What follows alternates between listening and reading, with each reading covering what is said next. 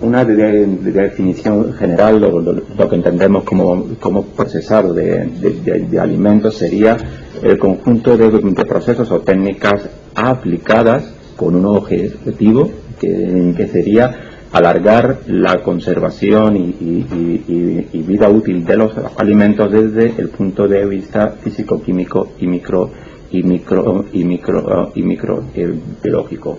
Como pueden ver, hay muchas estrategias para alcanzar este fin, que principalmente, como saben ustedes, se pueden dividir en dos grandes grupos: modificaciones, tratamientos bioquímicos o tratamientos físicos. Estos últimos quizás sean los más ampliamente utilizados y me van a permitir que me centre en los tratamientos térmicos. Quizá los tratamientos térmicos, desde que el hombre en su antigüedad, con el descubrimiento del fuego, han sido los más ampliamente utilizados. Y hoy en día se sigue siendo así, bien por su frecuencia de uso, porque no solamente son utilizados a nivel industrial, sino también a nivel doméstico.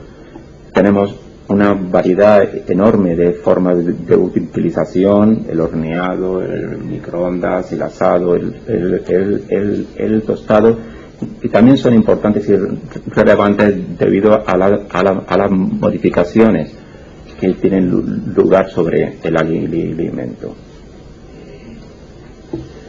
En definitiva, podemos concretar que los tratamientos térmicos permiten la transformación de un alimento fresco, crudo, en un alimento apto para el consumo, y paralelamente, simultáneamente, nos va a permitir conservar ese alimento. Pero ¿qué subyace detrás de un procesado térmico? Hay una gran variedad de reacciones que tienen lugar. Aquí cito unas cuantas, desde las reacciones de apareamiento no enzimático, como sería la reacción de Maillard, o reacciones de caramelización, a reacciones de oxidación lipídica, o incluso de desnaturalización proteica. Cada una de estas reacciones llegarán a tener una relevancia especial en función del alimento que estemos trabajando y en función del proceso que queramos llevar a cabo. En definitiva, van a tener lugar una serie de modificaciones e interacciones entre los constituyentes de los alimentos, generándose una amalgama enorme de nuevas sustancias, de nuevos compuestos. Por citar un ejemplo, compuestos volátiles, aroma proveniente de la reacción de Maillard, al menos conocemos 300 estructuras diferentes. Entonces, parte de estas sustancias sabemos que generan aspectos positivos, dan un impacto positivo al alimento final. Nos podemos referir a cuestiones de aroma, color, aumenta la digestibilidad de algunos alimentos, pero también se fomenta la formación de nuevas sustancias que pueden ser potencialmente saludables. Son aspectos que habría que promover. Por otra parte, y simultáneamente, porque es la otra cara de la misma moneda, se pueden generar aromas indeseables. Tenemos que tomar en cuenta aspectos sobre la reducción de la biodisponibilidad de algunos constituyentes de los alimentos. Me puedo referir, por ejemplo, a ciertas vitaminas, a aminoácidos esenciales, y también desgraciadamente se forman una serie de sustancias que potencialmente pueden ser nocivas. y obviamente estos aspectos habría que mitigar. Sobre estas nuevas sustancias, lo que hay es un desconocimiento generalizado sobre los efectos fisiopatológicos que puedan llegar a tener.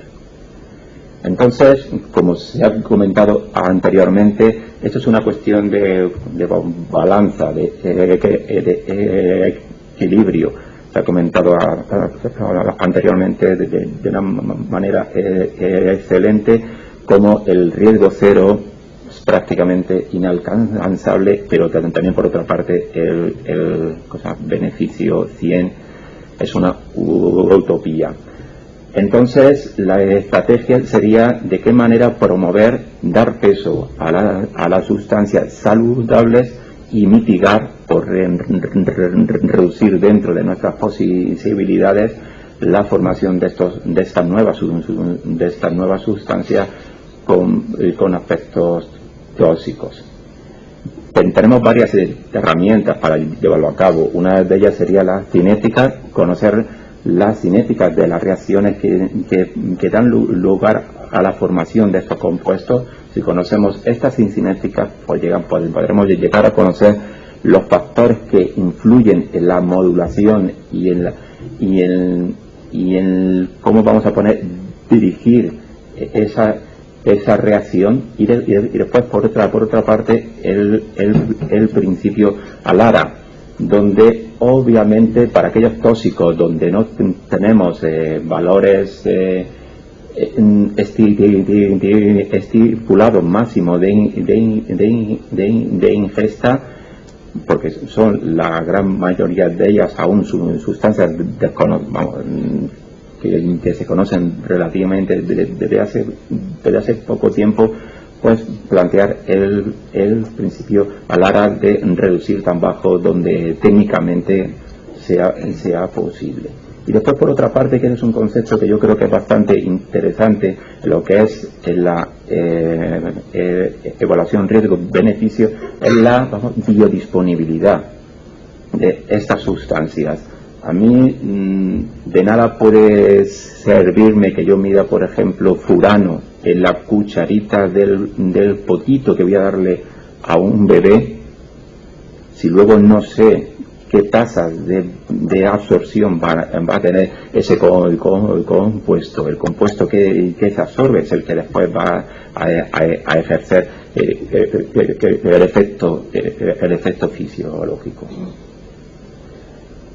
Entonces, les quería mostrar esta diapositiva porque con este tipo de nuevos tóxicos formados durante el procesado, claro, entra un poco en controversia con la denominación clásica, bueno, sería veneno, tóxico contaminante, porque siempre hemos entendido que tóxico y contaminante es algo ajeno, es algo externo al propio alimento o al proceso, pero es que estas son sustancias que se generan en el propio proceso. Tienen varias características en común. Algunas de ellas pueden ser sustancias antinutritivas, es decir, que impiden la absorción de determinados nutrientes. Claramente su formación se rigen por las leyes termodinámicas, donde hay una cinética de formación, y después también tenemos que tomar en cuenta sustancias que se generan de nuevo, que puedan ser protóxicos, que en el alimento y en la ingesta no sean tóxicos per se, pero debido a su biotransformación, a su metabolización, se transformen en otras sustancias que llegan a ejercer una toxicidad. En esta diapositiva le muestro lo que podemos llamar a algunos de los chicos malos del procesado y conservación de los alimentos. Muchos de ellos ustedes los conocen, así que no voy a entrar en detalle en ellos, y me centraré principalmente en el grupo de nuevos y otros no tan nuevos sustancias como las aminas heterocíclicas formadas durante el tratamiento térmico y muy concretamente a partir de la reacción de Maillard. Entrando en la reacción de Maillard, quería resumir el esquema de la reacción. Este es un esquema que aún hoy en día sigue vigente. Es una reacción muy compleja, es una reacción, porque podemos llamarla una cascada de reacciones que para su interpretación se ha dividido habitualmente en tres fases, en tres etapas: una etapa inicial, una etapa avanzada y una etapa final. Pero el sistema es más complejo que lo que muestro aquí, porque esas etapas pueden coexistir en el alimento. Es decir, productos intermediarios de la reacción y productos avanzados de la reacción pueden, retroalimentarla. De una manera muy rápida, la reacción se inicia a partir de la reacción de grupos carbonilo libres, principalmente de azúcares reductores, con grupos amino. Inicialmente tiene lugar una condensación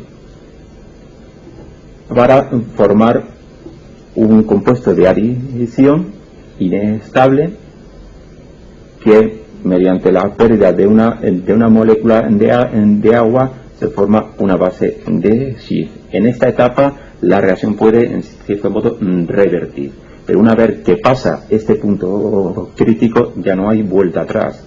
Si ese grupo amino pertenecía a un extremo N-terminal de un resto lisina de una proteína, realmente la biodisponibilidad de ese aminoácido ha quedado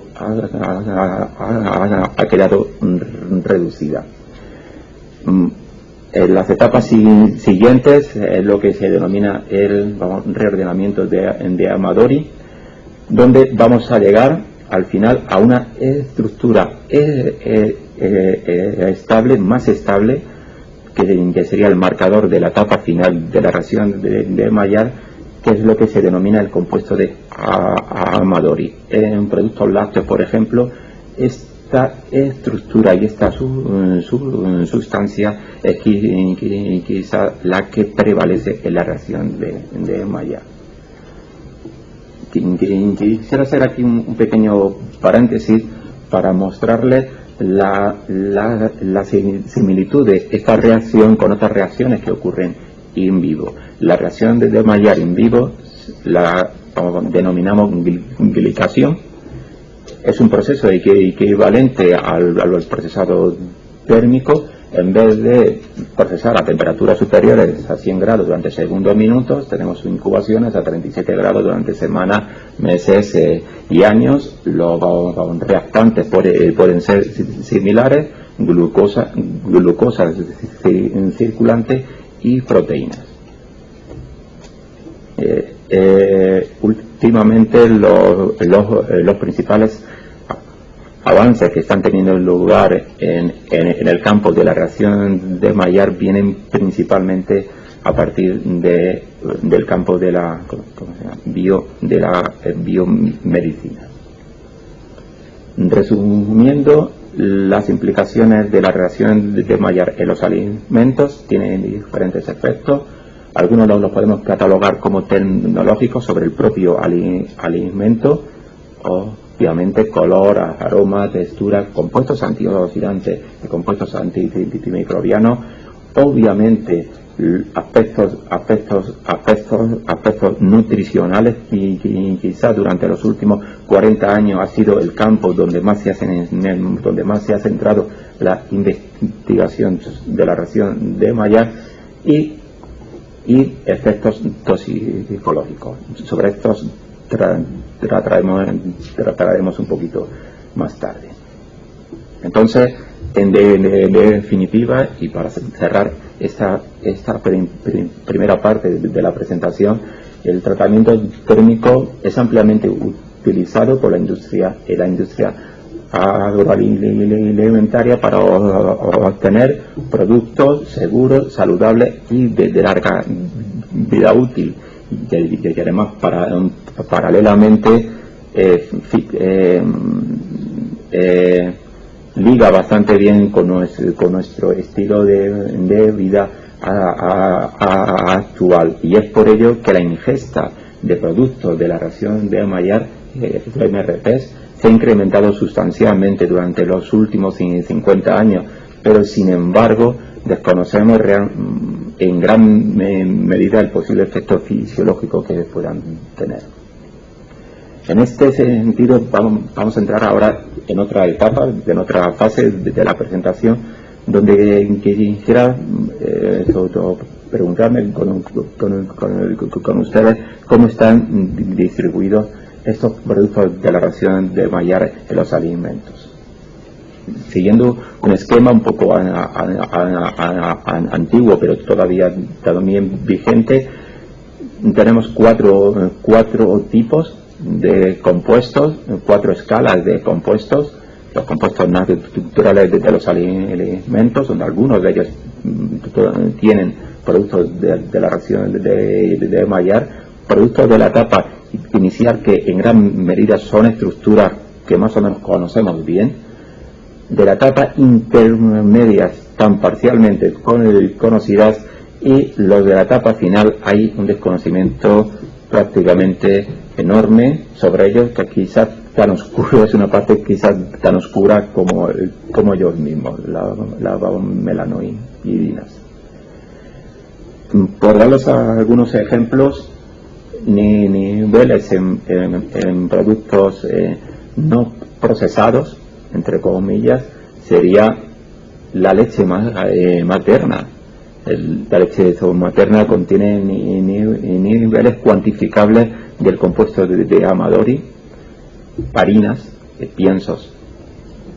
Después, en productos intermediarios, prácticamente la inmensa mayoría de los alimentos procesados, y productos de la ración de Mayar de las etapas finales, como concretamente melanoidina, lo vamos a encontrar principalmente en productos tostados, en café, en malta, en chocolate, en vinagre, en balsámico, en salsas, en siropes, etcétera.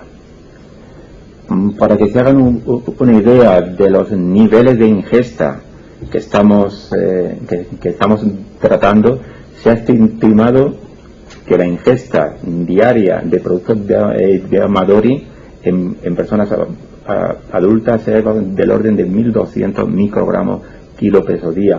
En niños es bastante más elevado, no solamente porque ingieren más cantidad de alimento en proporción con su peso, sino que su dieta, el componente lácteo es un componente bastante importante. Y también quería llamarle la atención sobre la ingesta de melanoidina. Es realmente significativa.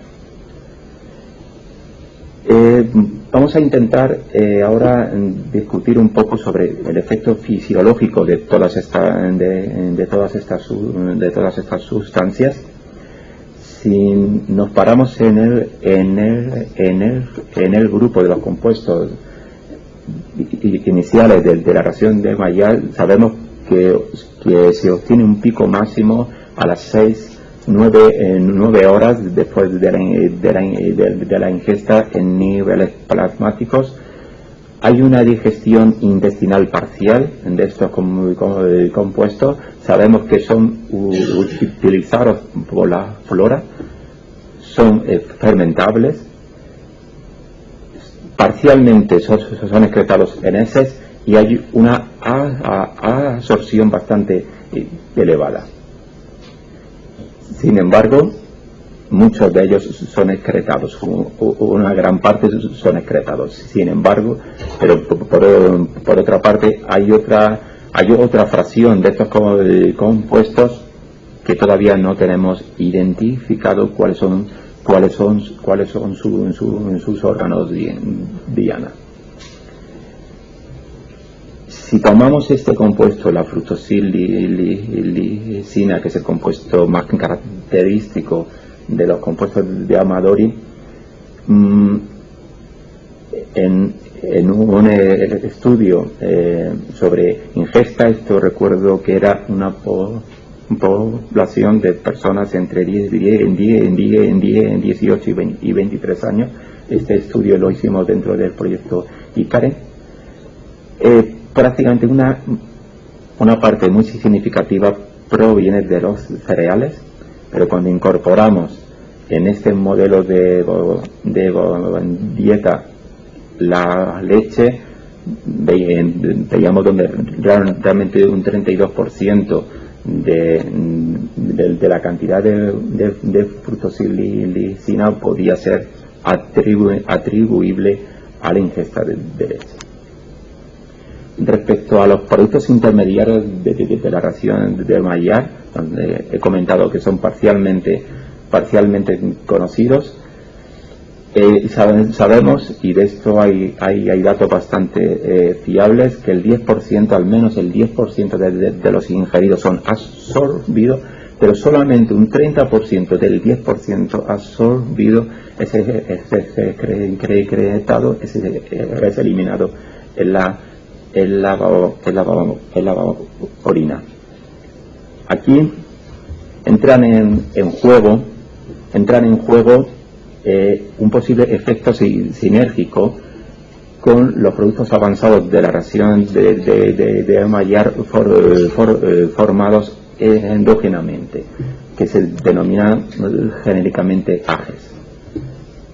Desconocemos en gran medida muchos de los tejidos diana. Sabemos que tienen especial predilección por el colágeno, mielina, fundamentalmente proteínas de larga vida. Y por otra parte se han encontrado receptores celulares específicos a estos compuestos, donde habitualmente traducen una señal pro-inflamatoria. Aquí también un breve paréntesis para comentarles que las proteínas de una vida corta no se forman AGEs, no se forman productos avanzados de la ración de Maillard, solamente se forman en aquellas proteínas de vida larga. Utilizando como marcador la carbosimetillicina, que quizás sea uno de los compuestos más significativos, pero no representa el total. Hay una parte igual muy importante donde no sabemos de dónde viene realmente esta carbosimetillicina. En el caso de melanidinas, aquí la información es prácticamente nula. Lo que sí se sabe desde hace unos cuantos años que sirven de sustrato a la microflora y que prácticamente son excretados en las heces. Para dar datos concretos, se ha estimado que la ingesta diaria de melanidinas es entre 5 y 10 gramos. Una taza de café expreso puede llegar a alcanzar estos niveles de melanidinas, y ahora últimamente es un campo interesante porque al ser compuesto con una capacidad antioxidante moderada pero prolongada en el tiempo, puede tener algún tipo de efecto sobre la salud gastrointestinal en ese tránsito lento en el intestino. Entonces, para entrar ya más en detalle sobre el tipo de sustancias beneficiosas que se forman durante el procesado térmico de los alimentos a partir de la ración de Maillard, voy a referirme algunas desde hace unos 5 o 8 años a esta parte. Esto digamos que serían los chicos buenos de la película, la pronilicina, el ion metilpiridinium y ahora últimamente las melanoidinas. La pronilicina y en general las proteínas proniladas se forman fundamentalmente a partir de la degradación de la destrina por reacción de la acetilformoína con los restos epsilonamino de las proteínas de la lisina e incluso el grupo amino terminal de las proteínas. Forman este tipo de estructura donde su formación como sustancia generada durante el procesado térmico tiene una relación cinética con las condiciones temperatura-tiempo del mismo. Se ha constatado por ensayos in vitro su actividad antioxidante, aislándola de la corteza del pan. Aquí doy datos aproximados, estamos hablando de 62 miligramos kilo en corteza y en miga de 8, donde la harina inicial no hay, digamos, restos de este tipo de sustancia.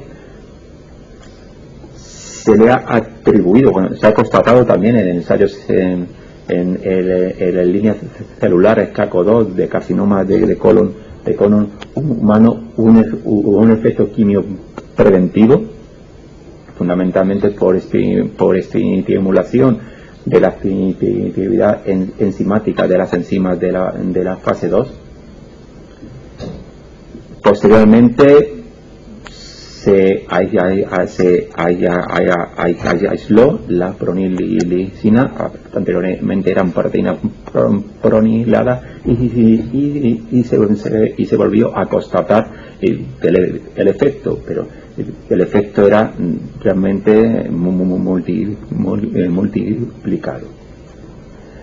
Y finalmente son datos, quiero recordar, desde el año 2005-2006, donde se realizaron dos diferentes dietas, una dieta base convencional y otra dieta donde la proteína de esa dieta base había sido parcialmente pronilada, donde se observaron principalmente en resultados, bueno, resumiéndolo, resultados muy significativos, aumentando la capacidad antioxidante y sobre todo los marcadores los marcadores clásicos de estrés oxidativo. Otra sustancia se conoce todavía un poco sobre ella, y inicialmente se pensaba que venía de la reacción de Maillard. Sin embargo, ya se ha constatado que proviene de la degradación de la trigonelina, donde tiene una actividad muy interesante. Se forma principalmente durante el tostado del café y nos puede servir para modular la secreción ácida. Puede llegar a modular la actividad de la bomba de protones, actuando sobre la expresión de determinadas proteínas que actúan sobre esta bomba de protones. En el caso concreto de las melanoidinas, tradicionalmente se le han achacado aspectos antinutritivos, los tiene ciertamente, y se les ha metido dentro del cajón de sastre de la fibra dietética. Sin embargo, desde hace 10-15 años a esta parte, el papel de las melanerinas ha ido cambiando. Sabemos que son compuestos poliméricos.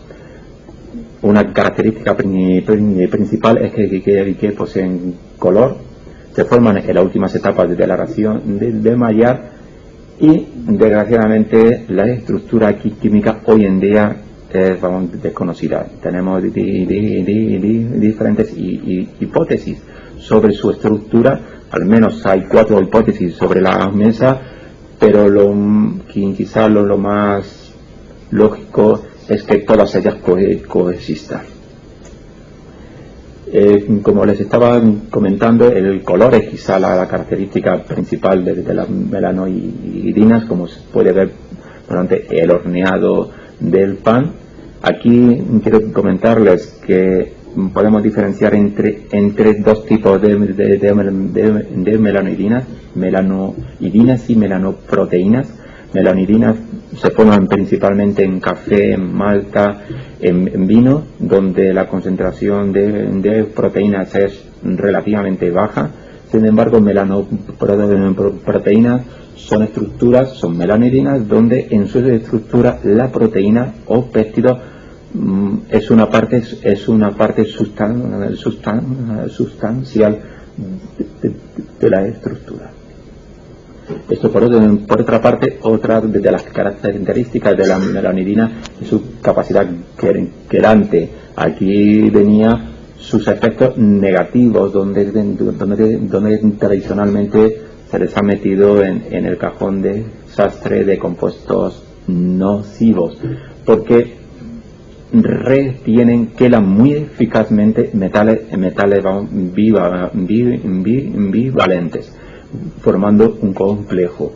Sin embargo, este complejo, curiosamente a pH ácido, a pH gástrico, estos minerales son muy eficazmente liberados.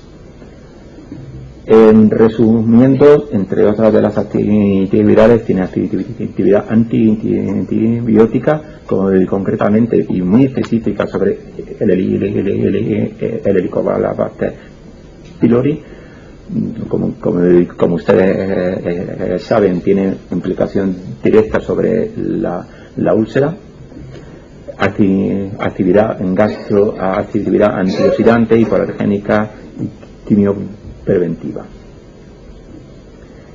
Y ahora entramos en la parte de los compuestos negativos, donde hay muchos. Quizá el más novedoso sería la acrilamida, y vamos a centrarnos ahora un poquito sobre este compuesto, y finalmente haremos una evaluación riesgo-beneficio de todo lo que he estado comentando. La acrilamida, bueno, como indico aquí, es un viejo conocido de nuestra sociedad. Forma parte del uso industrial desde décadas y décadas, fundamentalmente desde por la formación de los polímeros de acrilamida. Se utiliza para el tratamiento de aguas, purificación de aguas, para la construcción. Tiene muy amplios usos. Es una molécula de bajo peso y es bastante polar. Tiene dos grupos activos, un doble enlace muy activo y un grupo amida. Y tiene reacciones nucleofílicas con proteínas. Es conocido sus efectos tóxicos. El más relevante sería su neurotoxicidad, pero hay otra serie de efectos tóxicos que por ellos ha sido clasificado por la IARC como posible agente carcinogénico, carcinogénico, en humanos. La acrilamida parcialmente la podemos englobar como una sustancia que por sí es tóxica, pero al biotransformarse genera una sustancia que es aún más tóxica, que es su epósito derivado. Su epósito derivado. Siguiendo un poco la cronología, qué relación tiene la acrilamida con los alimentos, El punto de inflexión fue en el año 2000 y concretamente en el año 2002, donde se constató sin lugar a dudas que la acrilamida se forma de manera natural durante el procesado de los alimentos, durante el procesado térmico de los alimentos, de determinados alimentos. Esto creó cierta alarma, incluso llegaron a salir titulares como de este tipo, y ahora no sé, y desde entonces pues ha habido realmente un esfuerzo enorme sobre conocer más sobre la formación de este compuesto. Sabemos que se forma a partir de un azúcar reductor y el aminoácido es la asparagina. Hay muchas etapas intermedias que no voy a entrar en detalle en ellas, solamente mostrarles que hay un intermediario clave que es la 3-aminopropionamida, donde finalmente por deaminación da lugar a la acrilamida. Datos, valores que tenemos que están publicados de este compuesto. Me estoy refiriendo al monómero de acrilamida. El polímero no es tóxico, ese es el monómero de acrilamida. Valores medios de 500 ppb en patata frita, en galletas, en cereales. Hay muchos alimentos de nuestra dieta habitual donde contienen este compuesto, sin embargo no se ha encontrado ni en alimentos hervidos o cocidos. Pero esos valores, si los confrontamos con las regulaciones que tenemos actualmente vigentes, supongo que siguen vigentes, esta transparencia ya tiene un par de años de antigüedad. Estamos hablando en patatas fritas del orden de 500 ppb. Aquí estamos, límite de migración en envases de 10. En agua de consumo lo tenemos en 0,1. En cosméticos, la acrilamida, bueno, es frecuente encontrarla en las cremas de 100 ppb. La FAO, la OMS, estimó en su momento, estos datos que son del año 2004-2005, una ingesta media para la población mundial de entre 1 y 2 microgramos kilo peso día, donde el percentil 95, es decir, los grupos de mayor riesgo los situaba en torno del 5. Entonces es importante investigar y es importante analizar la formación de acrilamida en diferentes grupos de alimentos, aquellos donde tienen una elevada concentración, como en este caso la patata frita, los que tienen un elevado consumo pero una concentración media o moderada o incluso baja, o en aquellos grupos de especial riesgo donde tienen una alimentación monotemática. También para poner en contexto datos sobre toxicidad, si tomamos en cuenta el valor MOE, el margen de exposición, y lo comparamos con otra serie de sustancias que estamos más habitualmente a manejar, como el caso de los benzopirenos, aquí nos indica la acrilamida, el margen, es decir, el colchón de riesgo que tenemos se sitúa entre 300 y 75 para los grupos de población de mayor riesgo. Todos estos datos han dado lugar en el año 2007 a unas recomendaciones de la Unión Europea, así como unas recomendaciones de la FAO, donde muy posiblemente se verán reflejados en una futura reglamentación comunitaria. Pero en España, ¿cómo está la situación? En España, en España, bueno, dentro del proyecto ICARE se han testado diferentes grupos de alimentos donde los valores medios y medianos son similares a los que nos encontramos en la Unión Europea, pero sin embargo es significativo la amplitud, la diferencia entre los valores mínimos y los valores máximos. Si ponemos en escala, en un gráfico de distribución, la formación de este compuesto, vemos grupos de concentración enormes y muy dispares, y muy posiblemente la formulación tenga algo que ver en ello.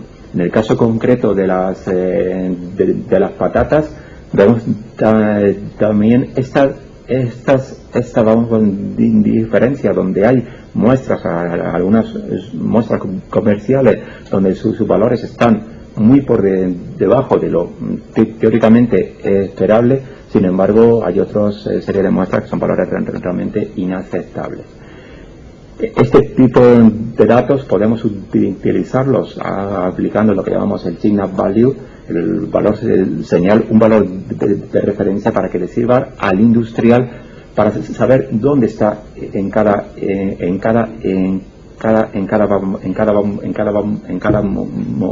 momento, y por supuesto a la administración, por si tiene que realizar algún tipo de recomendaciones. Se ha utilizado de referencia el percentil 95 para marcar lo que sería el rango inaceptable, desde el percentil 50 al percentil 90, lo que muy posiblemente, modificando algo en el procesado, vamos a poder trasladar estas muestras a este otro rango que sería el aceptable. La situación no es tan mala. Desde el año 2004 a hoy, fue un muestreo que se acabó el año pasado, hemos conseguido reducir, el sector industrial ha conseguido reducir un 50% los valores medios, no solamente los valores medios, sino también los valores máximos. O sea que la dispersión ya no es tan importante. Si nos comparamos con nuestros vecinos, con los europeos, con el Instituto de Referencia de Materiales y con datos de Estados Unidos, vemos que estamos en los valores en medio. Sin embargo, nuestro percentil, lo que sería nuestra alarma, está un poquito más elevada. Hemos estimado la ingesta de acrilamida en lo que es la dieta total. Estos son datos del año 2004, pero lo que me interesa aquí mostrarles es la contribución de las patatas fritas, el consumo de patatas fritas a esta ingesta total de acrilamida, que supone un 22%. ¿Cómo están distribuidos a nivel en nuestro territorio? Vemos que hay una diferencia importante de ingesta tanto entre Cataluña y Canarias. Cataluña, el perfil del consumidor típico de patatas fritas es un joven que vive en Cataluña y en grandes ciudades. Estos datos de tablas de consumo se relacionan muy bien, nos quedamos sorprendidos de ello, con datos a partir de cuestionarios de frecuencia de consumo, donde otra vez la ingesta de los niños, de niños, era de 2 a 5 veces, cerca de 2,5 veces superiores a la de los adultos.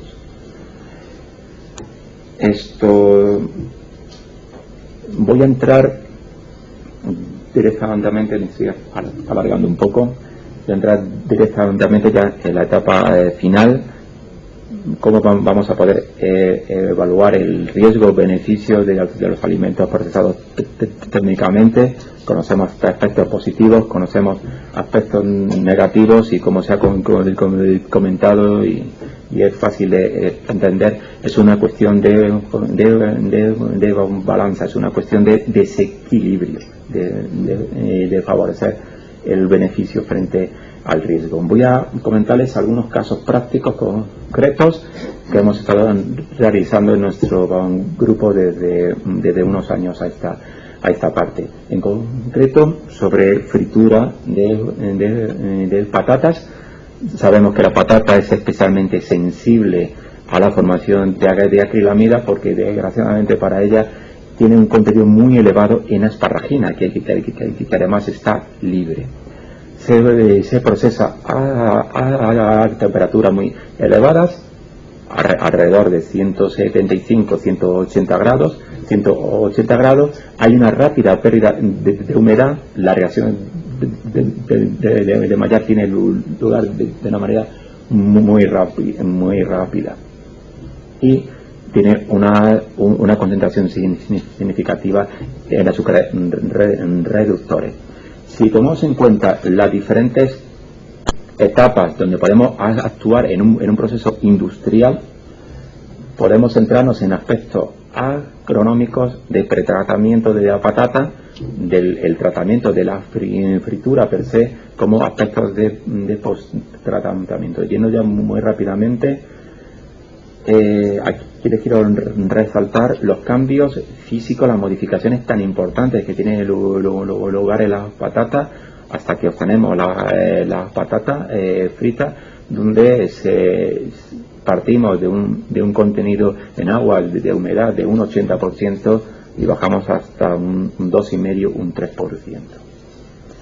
Vemos, así se lo hemos recomendado a los industriales, donde los aspectos agronómicos tienen un peso muy importante, donde la etapa crítica es la selección de la variedad de la patata y su control durante el almacenamiento. Hay una relación muy clara entre el contenido de azúcares reductores y la formación de acrilamida.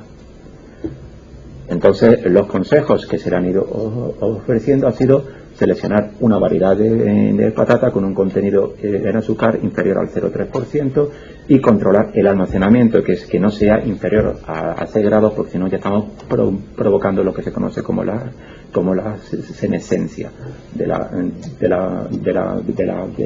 patata. Entonces, por una parte, aquí tenemos un beneficio que sería disminución efectiva y real de los valores de acrilamida, pero por otra parte seguramente habrá unos costes. Habrá unos costes que habrá que trasladar al consumidor, porque esto implica un mayor control sobre la materia prima. ¿Cómo podemos actuar en la fritura? Podemos controlar temperatura-tiempo, podemos controlar la relación patata, kilo de patata, kilo de aceite y el tipo del aceite. Con esto quiero mostrarles que no se les olvide que son reacciones de Maillard, son reacciones cinéticas favorecidas por el tratamiento térmico, donde siempre es una combinación temperatura-tiempo y hay una relación muy estrecha con el color, donde aumentos de concentraciones de acrilamida siempre van pareja con un aumento del color de la patata. Entonces hay una serie de recomendaciones, fundamentalmente no freír a temperaturas superiores a 175 grados. Sobre el tipo del aceite voy a ir muy rápidamente sobre esta gráfica.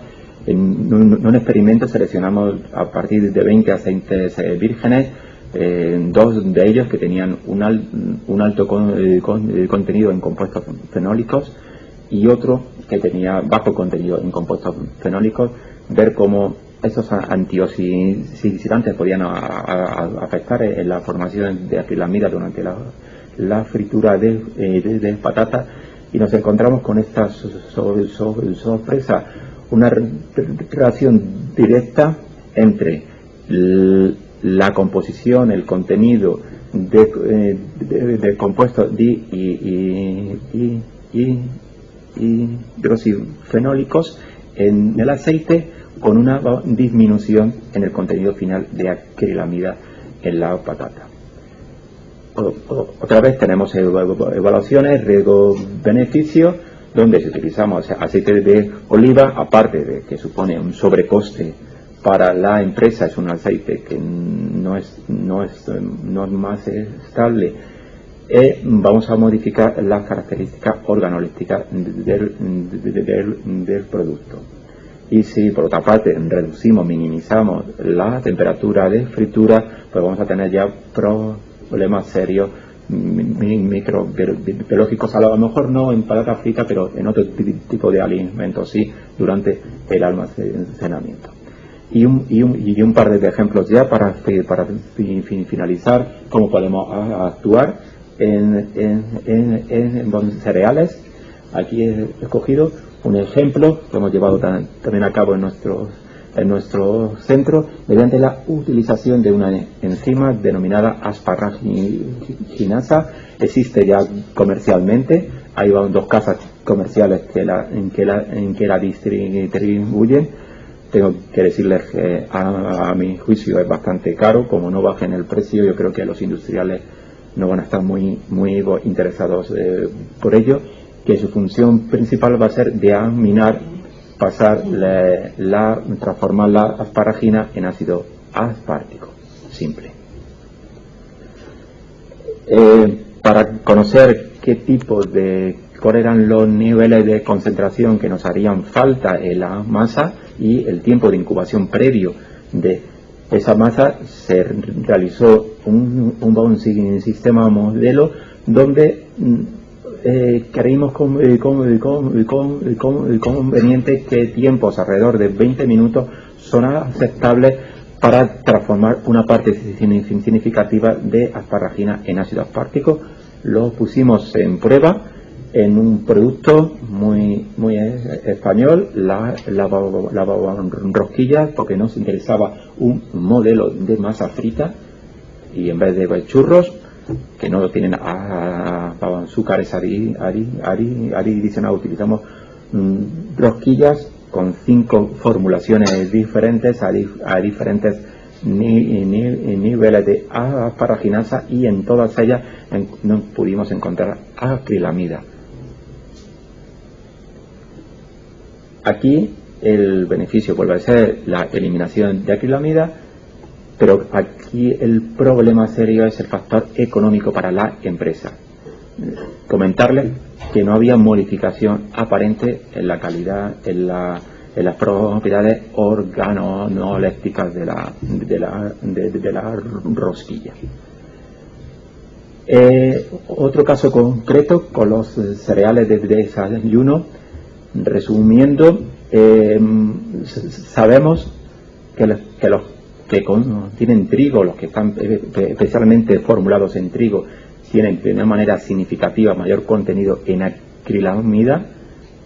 Los que llevan un procesado de tipo flex, de lámina, en vez de el hinchado, superficie del contacto, y contenido en fibra.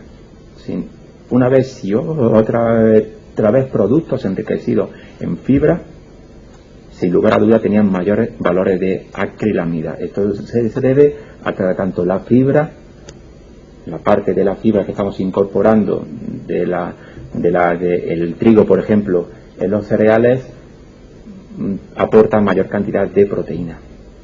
Y a partir de esa mayor cantidad de proteína tenemos mayor sustrato para la formación de acrilamida, donde en cereales la asparagina es el factor limitante. Y después, por otra parte, el trigo. ¿Por qué el trigo en comparación con el resto?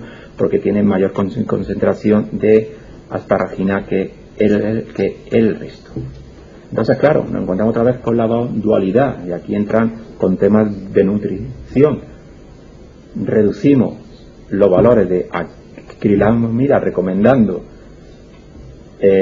no tomar cereales enriquecidos en fibra, Pero es que por otra parte yo creo que es mucho más perjudicial eliminar la fibra de este tipo de alimentos. Bueno, pues estos son algunos ejemplos que les he querido mostrar, y en definitiva sigue siendo un desafío hoy en día buscar ese desequilibrio entre los pros y los contras de los alimentos procesados térmicamente, como ya que indicó aquí abajo. Permítanme esta licencia. Yo creo que a la gran mayoría de los consumidores nos gusta la reacción de Maillard, pero sin olvidar lo que se ha comentado inicialmente, que alimentarse es otra actividad más del ser humano, y hay que confrontarla bajo esta perspectiva, una perspectiva con riesgo-beneficio. Quizá el ejemplo de mi amigo el ratoncito es un poco exagerado. Ya solamente finalizar a agradecer los diferentes proyectos que en el caso concreto de la Amiga hemos tenido fondos para llevar a cabo las investigaciones, y diferentes investigadores que han participado, muy especialmente a mi colega el doctor Salvio Jiménez, que con él formamos parte del grupo de calidad y seguridad de alimentos procesados del Instituto de El Frío, y por supuesto a todos ustedes por su atención. Muchas gracias.